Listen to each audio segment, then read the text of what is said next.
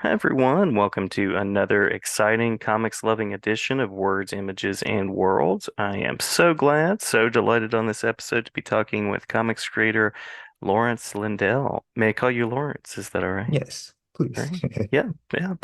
Well, thank you for jumping in on a Sunday afternoon or morning for you. And thank you for the work you've done across books like, I'll mention a few titles here from Truth to Truth. Couldn't afford therapy, so I made this, which I think is a very appropriate title for so many books, so many books. Blackward, and then you also have Buckle Up coming a little bit later this summer. So appreciating the work that you already have out there. Thank you. Yeah. Yeah. So being that you work in comics and visual storytelling, I am curious about what makes comics this sort of unique space for you to tell the stories that you want to tell. Yeah, I think for me, since I do I'm a cartoonist, so I draw, write, and do it by myself, which some people that's not their process for comics. I can't speak to like working with a writer or inker or penciler, but as someone who does it all, um, I think that's the unique part about it. Hmm. Whereas like Hmm. animation, I would be a character designer or a storyboard artist, and it's very collaborative where Uh, I collaborate with my editor, but that's like two people as opposed to like a whole team. And so Hmm. it's a unique thing to start a book from the beginning to the end. It's a weird thing. It's unique, but it's weird to work on a project, especially books that are like 200 plus pages, because Hmm. from where you started to where you finish is like, what? I just made this thing. Like sometimes I'm just like, oh yeah, I really made a thing. Like what? It's a weird process, but I think that's what makes it unique is the kind of like solitude of making the kind of comics I make. Hmm. Hmm. Yeah. So as you're working and as you're sharing stories, what do you hope readers notice and take away from the work that you're doing? Well, my latest stuff, just like some joy. I noticed there's a big emphasis in comics to make like a masterful work.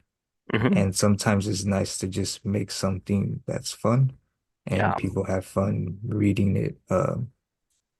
Yeah, I just want them to have a little bit of joy. Like life is hard, so if I can make a nice little book where maybe it wasn't like this grand masterpiece, but maybe it's a book people keep picking up when it's like, man, I need to laugh right now, or man, I need to just relax right now. Yeah, that's what I hope. Love that. I love that. Absolutely. And um, yeah, lots of moments in your books, lots of exploration of life and experiences and humor and lots of different parts of the books that come together. In terms of you were talking about the kind of isolation or working by yourself kind of part of the process, but any particular experiences working your way in the publishing industry that have been really positive or experiences with readers that you've interacted with. Um, yeah, I guess I don't know, it's still weird because I was self-publishing for a long time. So my experience with readers was pretty directly, whereas now with a publisher is not as direct, if you Hmm. will. Hmm. Yeah.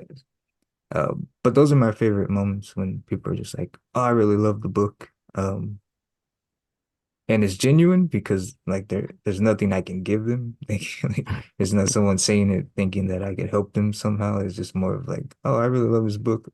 Or even like you mentioning from Truth for Truth. Like these are things I don't know people still have access to or know about. So I kind of Hmm. just make them and then I move on. And then they're like, "Oh no, that couldn't afford therapy one." It was like great. And this moment in Blackward where it's like I put a specific moment that I think people will just overlook, and then they're like, "No, I really love that part." And so, like those experiences where it's like, "Oh, it was worth it," um, putting that in there, even though it might go unnoticed, because yeah, you never know, like who Hmm. notices what and what they're looking for.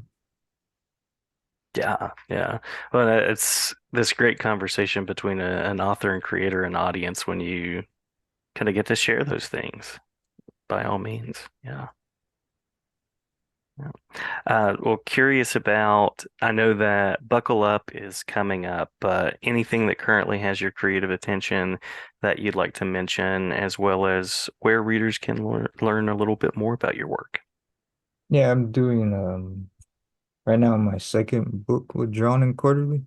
Uh, Hmm. Hmm. Much different than Blackward. It's a memoir type book, which is more traditional, if you will, of what the work I've done previously. So I'm working on that.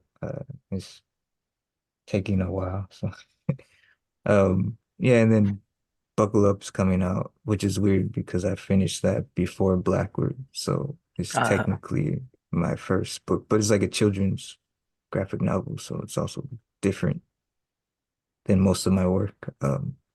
And then my spouse and I run a small press called Linnea House, and that's kind of what I'm excited about because we're working with other cartoonists, and uh, yeah, I'm just excited about the stuff people are making. Sometimes I get tired of like I love making comics, but sometimes I'm like, all right, I need a break, or mhm, like I want mhm. to see other people's work, and I'm tired of looking at my drawings, or like that type of thing. The creative inspiration for you, but also very cool, and I imagine it's rewarding to kind of give a space to the other creators as well.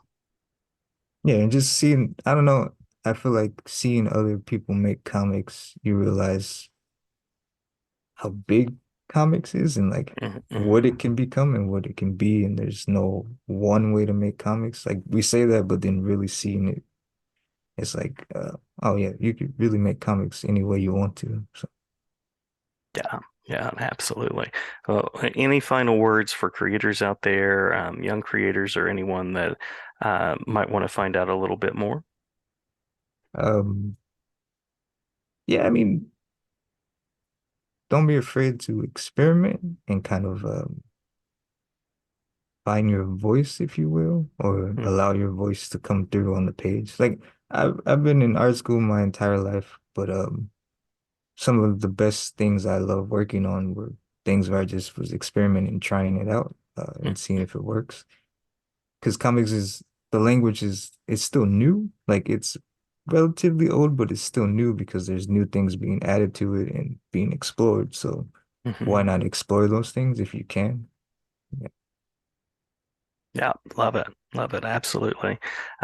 Lawrence, glad to have you back anytime. I love that you're creating for a wide range of readers, from young readers to older readers, and love how your work speaks to your experiences and just the flexibility of comics and what comics can do.